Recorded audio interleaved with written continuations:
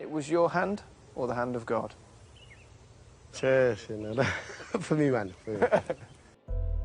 The 1980s commenced, the ominous anticipation of heightened geopolitical tensions between the world's two superpowers, the United States and the Soviet Union.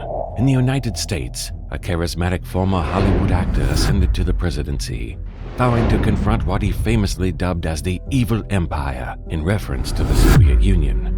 But our attention will turn to two distant countries, England and Argentina. Across the Atlantic in Great Britain, a steadfast ally of the United States in the relentless battle against Soviet expansion, the reins of power were now held by a woman of legendary tenacity and unyielding determination. Her name was Margaret Thatcher. She emerged in the political arena with a solemn pledge to breathe new life into an ailing economy burdened by the weight of extensive government interventions from previous administrations. Her promise was to embrace free market economy principles following the teachings of celebrated economist Friedrich von Hayek. She also stood as a resolute adversary of communism, issuing an unambiguous warning that Soviet expansion was not to be tolerated. A shift in the nation's external policy was evident, with a bold and assertive tone now setting the agenda. Meanwhile, in Argentina, a country marred by political turmoil since Juan Domingo Perón's presidency, a military dictatorship is in power. As we shall see in the next minutes, the 80s would be witness to dramatic encounters between Argentinians and the British in two vastly contrasting arenas, the realm of football and the theater of war. But before we continue, if you're enjoying this video, please consider liking and subscribing. Also, stay tuned for more exciting content in the upcoming videos.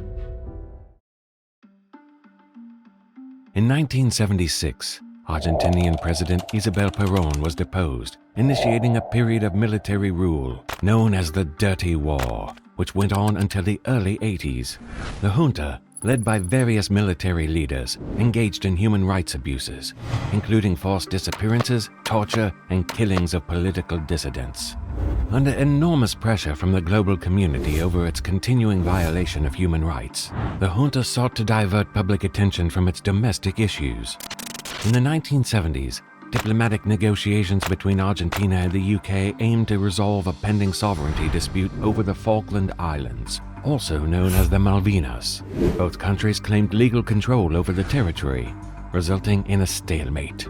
The military in Argentina saw this as a perfect opportunity to shift attention from its internal problems. Argentina claimed control over the islands, which were occupied by the British since 1833.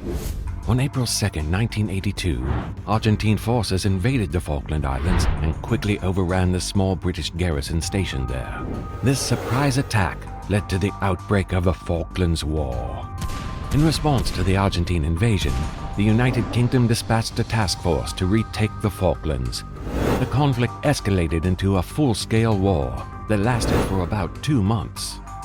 The war saw intense naval, air, and ground battles, resulting in casualties on both sides. On June 14, 1982, Argentine forces surrendered, leading to the British retaking the islands. The conflict ended with the signing of an armistice on June 15, 1982. The event served as a resounding affirmation of Ms. Thatcher's bold vision for Britain's external policy, reinforcing her unwavering determination and unyielding drive to revamp the nation's prestige in the international domain. The 1980s also saw the rise of one of the most iconic football players in history. His name was Diego Maradona. Born on October 30, 1960 in Lanús, Argentina, his story would become the stuff of legends. From humble beginnings, Maradona's skills dazzled onlookers as he played for local clubs. As a professional player, arguably the most eye-catching aspects of his game were his incredible skill and intimacy with the ball. His style was mesmerizing and very similar to that of the Brazilian Ronaldinho, a player gifted with a rare intuition for the game, master of controlling the ball, eluding opponents, and finding the back of the net. His first team was Argentino Juniors, where he scored a total of 116 goals during his time with the club. He joined Argentinos Juniors as a youth player and later played for their senior team before making his move to Boca Juniors. Maradona's stint at Boca Juniors was transformative and paved the way for his legendary football journey. As a teenager, he arrived at Boca Juniors in 1981, a prodigious talent with dreams as big as the stadium that would soon become his stage. He scored 28 goals during his first stint with the Buenos Aires team, before moving to FC Barcelona in Spain. Maradona's time at Boca Juniors was marked by his exceptional skills and contributions to the team's success during that period. Soon, he made his first appearance for the Argentina national football team on February 27, 1977, at the age of 16. His debut match was against Hungary, and he quickly rose to prominence as one of Argentina's most promising young talents. Maradona would make his mark in European football at Napoli from 1984 to 1991, one of the most iconic periods in both his career and the club's history. His arrival at Napoli transformed the team from a struggling Serie A club into a football powerhouse. During that time, the Argentine led the club to an unprecedented success, winning 2 Serie A titles in 1986-87 and 1989-90, a Coppa Italia and a UEFA Cup. Football enthusiasts recognized they were witnessing a special player. His warm-up routine before the UEFA Cup match, Napoli versus Bayern Munich, vividly illustrates this point. The renowned footage narrates the story. Every touch, every ball flick, a masterpiece of skill, serving as a testament to his unparalleled talent. The emotional connection between Maradona and Napoli fans remains strong even years after his departure. Murals, statues, and memorials dedicated to Maradona can still be found throughout the city of Naples, reflecting the enduring legacy of his time at the club. His period at Napoli is celebrated as one of the most remarkable and transformative eras in football history. The year is 1986, and the World Cup is on in Mexico. Argentina entered the group stage as one of the favorites. They finished atop their group, with Maradona delivering sublime performances and stunning goals. England, by its turn, wasn't doing as well, but still managed to secure a second position at the group stage, moving into the knockout round. As if guided by the hand of fate itself, the stage was set for England and Argentina to cross paths once more. It had been a mere 4 years since the Falkland War was over. The stadium was packed with fans from around the world. England and Argentina face off in a highly anticipated quarter-final match. The game began with intensity, but it was in the second half that the match would forever be etched into football folklore. In the 51st minute, Maradona executed his infamous Hand of God goal, a moment of controversy that generates lingering debates. Just 6 minutes after the Hand of God goal, Maradona embarked on a solo run from deep in his own half, eluding multiple English players and scoring one of the greatest goals in history. The goal of the century left the world in awe. He weaved past 5 England players, showcasing extraordinary dribbling skills. England, undeterred, fought back. Gary Lineker scored for England in the 81st minute, setting up a thrilling finale. Lineker's goal gave England hope, but Argentina held on, winning the match 2-1. The match was a roller coaster of emotions, a combination of controversy, genius, and drama.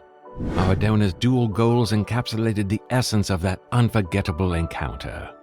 Right after the game, during a press conference, Maradona addressed questions about the goal with a playful remark, saying, "Partly with the head and partly with the hand of God," or while sporting a smile. He later recounted his perspective on the whole situation, saying, "I watched the ball rise higher and higher, thinking, I won't be able to reach it. I told myself, please come down a bit closer. That's when an idea struck me, to use my hand and head simultaneously. So I began celebrating, shouting, 'Goal, goal!' Then that foolish Checho pointed out, 'But you used your hand.' I responded, 'Hush, you fool, and join in the celebration with me.' The Hand of God goal is memorable not only because it ignited a long-standing controversy and crushed England's World Cup dreams, but also because it signifies the entanglement of football and politics in the 1986 quarter-final matchup between Argentina and England. For Argentina, this match offered a chance to settle an old score, a chance for retribution against England for a conflict that had denied them control over two South Atlantic territories. Territories they had previously invaded, occupied, and laid claim to. The following quote from Maradona captures the idea that Argentina's win was revenge for its defeat in the Falklands. It was more than just a football match. It felt like a victory over a nation, not just a football team. We'd stated before the game that football and the Malvinas War were unrelated, but deep down, we knew the Falklands had taken the lives of countless young Argentine men. The win was our redemption. To Roberto Perfumo, a former Argentine footballer, the 1986 World Cup quarterfinals was a political contest in which soccer took a back seat. He remarked, in 1986, winning that game against England was enough.